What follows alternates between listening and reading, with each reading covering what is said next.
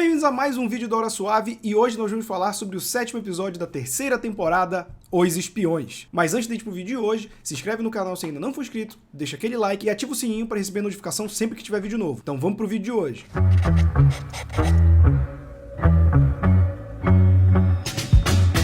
Começando pelo nome, obviamente, Os Espiões. Esse nome vai deixar um pouco de teoria a ser debatida ao final desse vídeo, porque a gente começa logo de cara com uma espiã, que é Elia Kane, que a gente já viu no 3º episódio, que até este episódio era o meu favorito da temporada, e ela se comunica diretamente com o Moff Gideon com um droide de sonda, que aparece pela primeira vez lá em Império Contra-Ataca, no planeta Hoth, e aqui serve para transportar a mensagem dela pro Moff Gideon, a quem a gente achava que tinha sumido, mas ele tinha sido sequestrado, né? A gente descobriu isso aí, eu vou falar disso mais daqui a pouco. A parte do Moff Gideon é muito interessante porque quando ele vai andando nesse covil dele, que a gente ainda não sabe onde é, e que aparenta ser aquele covil de Mandalore, a gente vê umas armaduras estranhas, né, que vão aparecer mais pro final, sendo os Dark Troopers, e uns tubos que parecem de clonagem. Aí a partir daí ele vai se reunir com o Conselho das Sombras, que é um negócio interessante de ver que os Imperiais realmente se tornaram senhores da guerra, né, que vão usando as suas bases militares como feudos em que eles ainda comandam, né, para combater a Nova República. E nesse Conselho das Sombras a gente tem uns pontos de que não era pro Moff Gideon estar fazendo clonagem, a gente já vê esse lance aí que tá meio suspeito, e a gente vai falar disso mais pro final. E também a gente tem dois nomes interessantes aí, mas antes de falar eu queria apontar que a gente tem uma oficial asiática, né, muito difícil pro Império ter pessoas negras no início porque eles queriam remeter ao nazismo, então você tem a questão deles serem racistas, só que com a proliferação de Star Wars se expandindo, a gente foi vendo que eles transportaram o racismo para outras espécies que não fossem as humanas, mas ainda assim era muito difícil ver mulher em cargo de chefia, ainda mais de outras etnias, então é legal que a gente tenha visto aqui.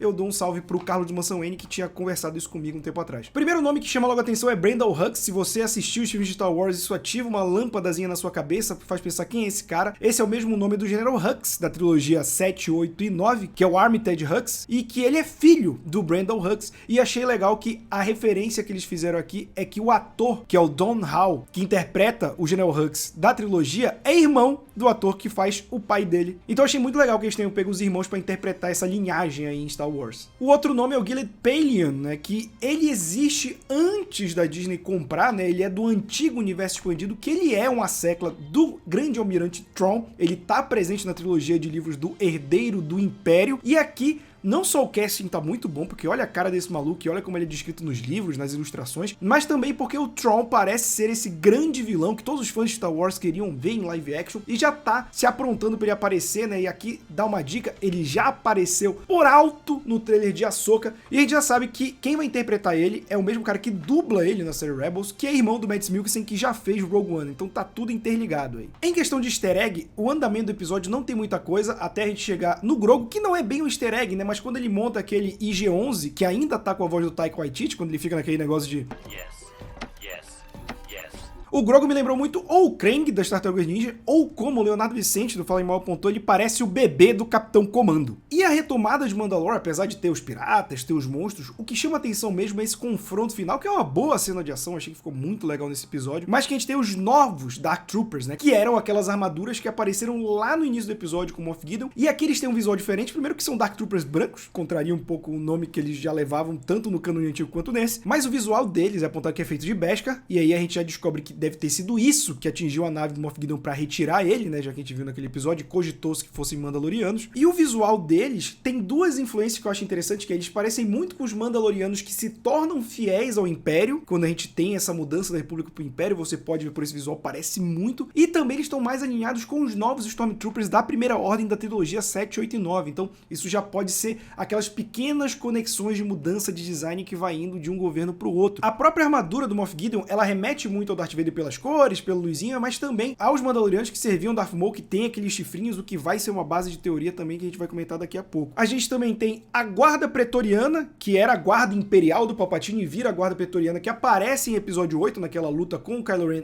e a Rey, né? Eles são baseados na própria Guarda Pretoriana do Império Romano, que guardava o Imperador, e aí eles não quiseram ter nenhuma analogia, eles foram bem diretos no nome que eles escolheram. E eu queria destacar também o sacrifício do Pars Vizsla, eu sempre acho legal quando tem essas cenas de um cara segurando um exército inteiro, e me lembrou muito uma cena dos quadrinhos do sacrifício do Executor, no quadrinho do Thor, em que ele vai atirando contra os demônios, e aí quando acaba a bala ele vai usando arma de porrete e tudo mais, que nem o Paz Vilas. Eu achei muito legal essa referência. E antes até mesmo da gente ir pra análise desse episódio, eu queria falar um pouco das teorias que ele deixou. A gente só tem mais um episódio pra encerrar essa temporada e muita coisa foi colocada aqui. A primeira que eu vi muitos canais gringos colocarem é que a Armeira pode ser uma traidora. Como eu falei do título lá no início, a gente tem o título de Os Espiões, mas a gente só vê efetivamente um espião, que é ele e a Kane, que a gente já sabia que era uma espiã. Então quem é o segundo espião ou os mais espiões dentro disso? Porque a Armeira volta convenientemente antes, né, do pau torar ali embaixo, e também ela tem esses chifrinhos da armadura, que podem ser uma condição dela ser da mesma raça do Darth Maul e ainda ser leal a ele que tomou Mandalorian. Então pode ter isso. Eu não vi nada concreto que aponte a isso, mas eu achei uma teoria legal de trabalhar. Isso também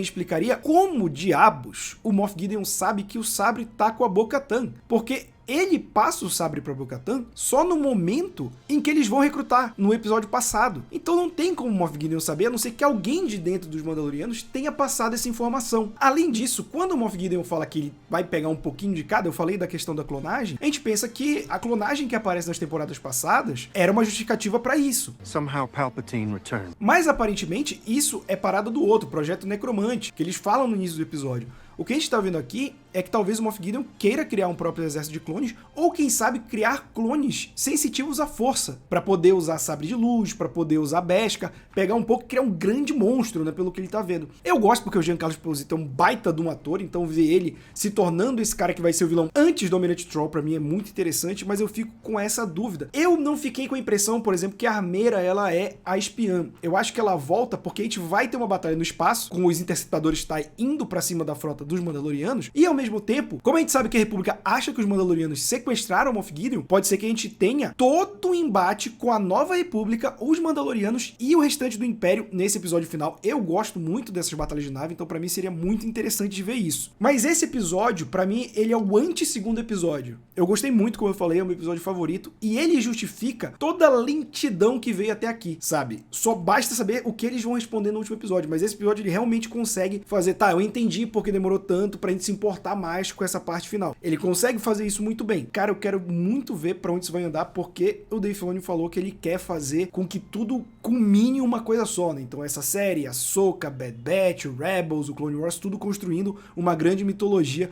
pra fazer a sua própria conclusão. Deixe aí nos comentários se você viu algum easter egg que eu não vi, ou o que você achou do episódio, o que você acha das teorias e tudo mais. Não esquece de deixar aquele like e até a próxima.